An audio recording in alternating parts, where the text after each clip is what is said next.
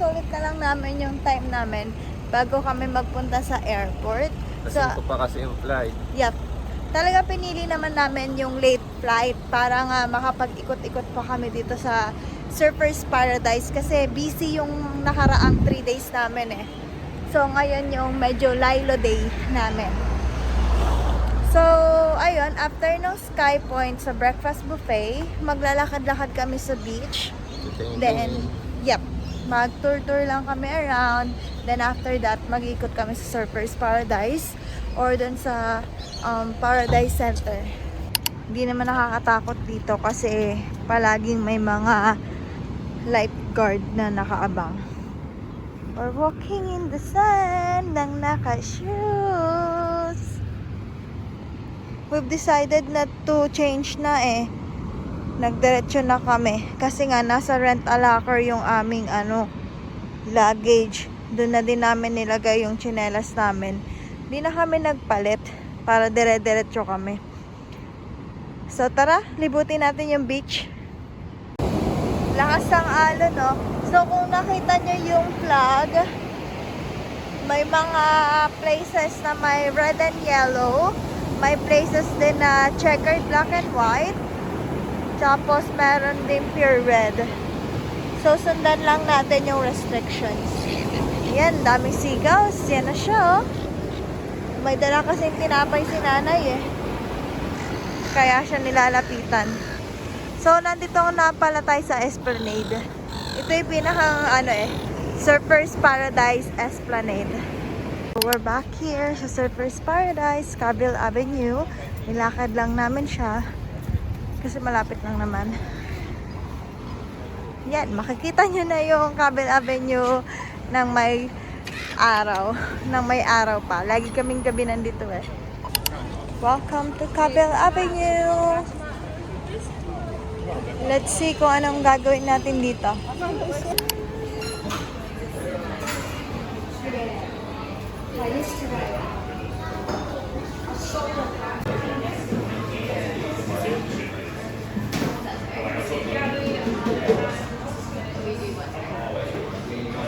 Ayun guys, while roaming around here sa Paradise Center, sa Cavill Avenue, dito sa Surfers Paradise, tatry naming i-claim yung mga birthday rewards ni Richard sa iba't ibang mga, ang tawag sa mga ganan? Mga coffee shop, restaurant, food stalls. Fast food. So ito yung una niyang nakuha ngayong birthday Starbucks niya. lang naman. Yeah. Nahiya For pa ako. free. Nahiya pa ako. Grande lang yung kinuha ko. Hindi pa yung 20. Pero okay lang kasi ang dami niya pang Busog pa ako pati. ang dami niya pang i-avail. Baka masyado siyang mabusog. So for today's Madami i-avail, birthday, hindi nga sure kung maaano yung birthday niya eh. for today's birthday ay mambuburaot lang tayo. Baliw.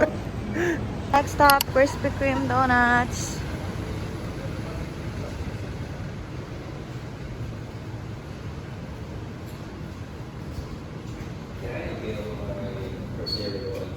So, ayan nga pala yung birthday rewards dito sa Krispy Kreme. Thank you, Krispy Kreme. For original glazed, guys. Libre yan. Libre yan. Basta meron kang application nila din. Mag-send ng code sa email mo. Yep. Kapag birthday mo. Next stop is Cotton On. So, let's see kung makakuha ni Chad yung birthday rewards niya sa Cotton On. At kung ano yung makukuha niya. Guys, namimili na siya kung anong kukunin niya. Pero isa lang. Isa lang. So, para makuha niya yung birthday rewards nyo, you need to avail or you need to buy something at least $20. Ayan, guys. That's good. Ganda? Yeah. Parang ang laki na naman. Malaki talaga siya. It looks like oversized to me. Yep, the other one. Lalay tayo ngayon. Medyo lalay tayo kasi siya may birthday ngayon.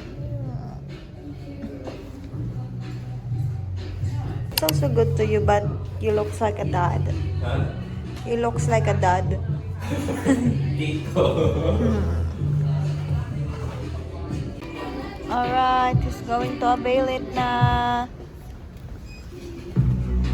So, $20 from $50, nakasale siya into $20 less $5 sa gift sa $15 na lang. 15 na lang siya. So that's the birthday gift of Cotton On for him. So this is our next stop, guys. The Hota or Home of the Arts dito sa Gold Coast. Levels 2, 4, and 5. Yun yung mga free of entrance. So ayan siya. Car park. Tapos yung mga special exhibit na sa ground floor. Administration sa level 1, level 2. Top rito. As of now, sarado si level 3, then 4, 5. That's the Gold Coast from Aquarius Towers, 1999. Oh, okay. Painting siya, oh. Yeah. Yeah, it really is a paint. Ganda, no? Rainforest. Ganda, no? May rainbow pa. So, dito more on paintings.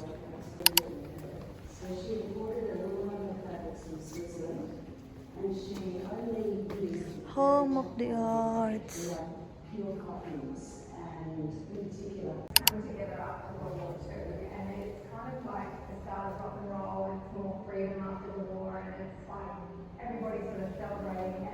So, meron din siya para mga documentary, guys.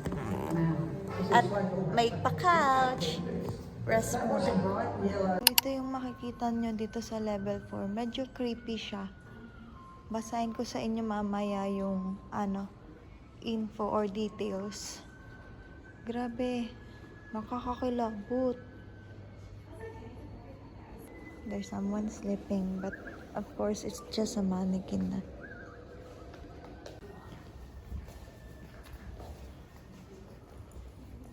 Of Jason Fu, everyone is dead except for me. Everything is futile and I am tired. I wait in my little house for the winter to take me. It's Jason Fu, everyone is dead except for me. A rising contemporary artist known for his diverse practice spanning drawing, painting, installation, and performance. So, ayun guys, yung level 4 is about Jason Fu. Lone Medyo survivor siya. Apocalyptic emerald. So, medyo creepy sa loob. Pero, okay lang. So, ngayon, papunta na tayo sa level 5.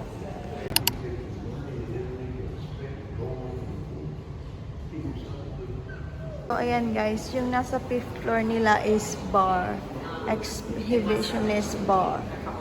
So, in case na magutom kayo, ayan guys. Meron silang bar dito sa taas. May mga foods din dyan. So, this is the last level here sa Hota. Ayan guys, we're out na. Nakalabas na kami dyan sa first building ng Hota. Meron pa siyang isang building. So, tingnan natin kung anong meron dito sa isang building ng Hota. So, ayan guys, yung Hota Central is theater pala. So, theater-like siya. So, yun lang yung colorful building ng Hota. Yun lang yung may free of entrance. So, ayun guys. That's the Hota. Yeah. That's the Hota, guys. Now, let's keep going. Let's see what's next. He's going to claim his reward sa boost. Claiming his reward sa boost. Thank you. So, ayan guys. We already availed his birthday Free gift from drinks. Boost. Free ulit.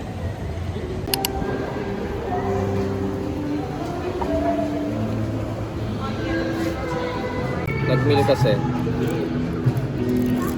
Order at ako. Burrito yan. Now it's going to try if may makaklaim siya sa 7-Eleven. Ay, kanta. So, ayun guys. Unfortunately, hindi siya nakakuha sa 7-Eleven.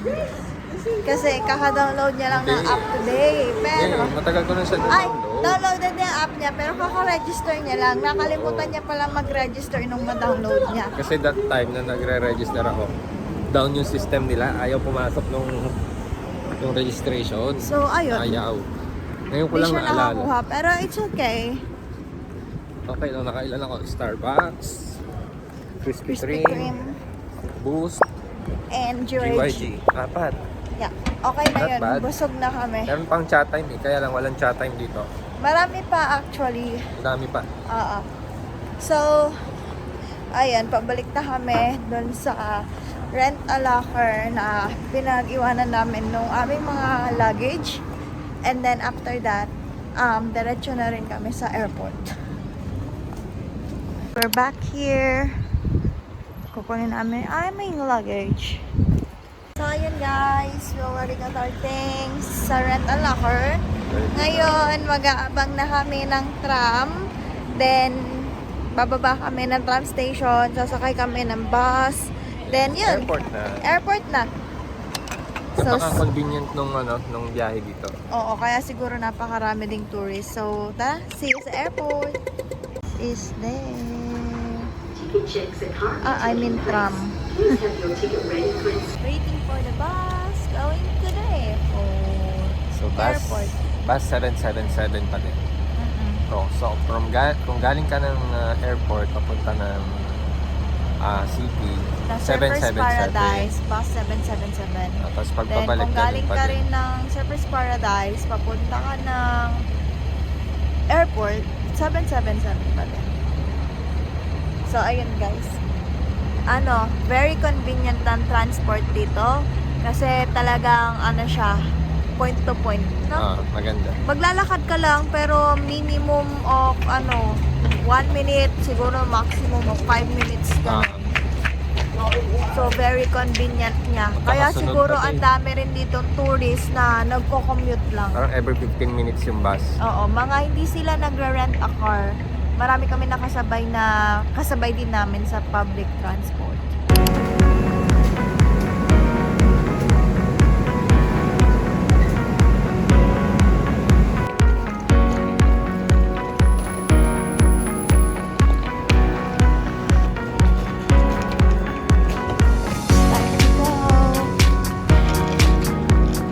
We're back here at Melbourne.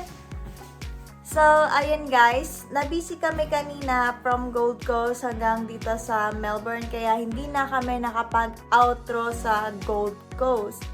So, kanina nga, tinimbang lahat ng luggage, lahat ng hand carry. Actually, dito talaga sa Australia, lahat ng luggage nyo, kahit hand carry lang yan, titimbangin. And minimake sure nila na tama yung timbang ng mga luggages. Kaya make sure na kapag kayo ay carry-on lang ang dala, make sure na 7 kilos lang siya. Pwede naman siya lumagpas hanggang 8 kilos, pero more than that, kailangan na natin siyang i-check-in. So, nakapagbayad tuloy kami ng $75 kasi over baggage kami. From 14 kilos para sa aming dalawa, naging 25 kilos. So, ayun. $75. Pero okay lang yun kasi over baggage naman talaga kami simula pa lang nung pagpunta namin sa Gold Coast. Naswertehan lang kami na hindi nagtimbang nung papunta kami sa Gold Coast. So, ayun.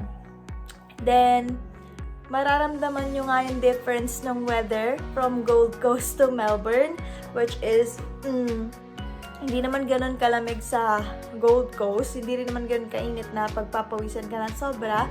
Pero, pagdating nyo dito sa Melbourne, talagang mangangaliglig kayo sa lamig. So, ayun, nakakamiss yung weather ng Gold Coast. Medyo nabitin yung stay namin kasi 4 days, 3 nights lang. Siguro soon dadagdagan namin yung days just in case na babalik pa kami sa Gold Coast. Pero as of now, kailangan sa bagong lugar naman tayo pumunta. May plano agad. Kakauwi mo lang, girl. May plano ka na agad. So, ayun guys. Huwag nyo kalimutan panoorin yung iba naming mga vlogs, especially yung Gold Coast vlogs namin since day 1 hanggang ngayon, last day, June 6, 2024, which is Richard's birthday. And maraming salamat sa pagsuporta. Don't forget to hit like, share, and subscribe. Have a good night, everyone!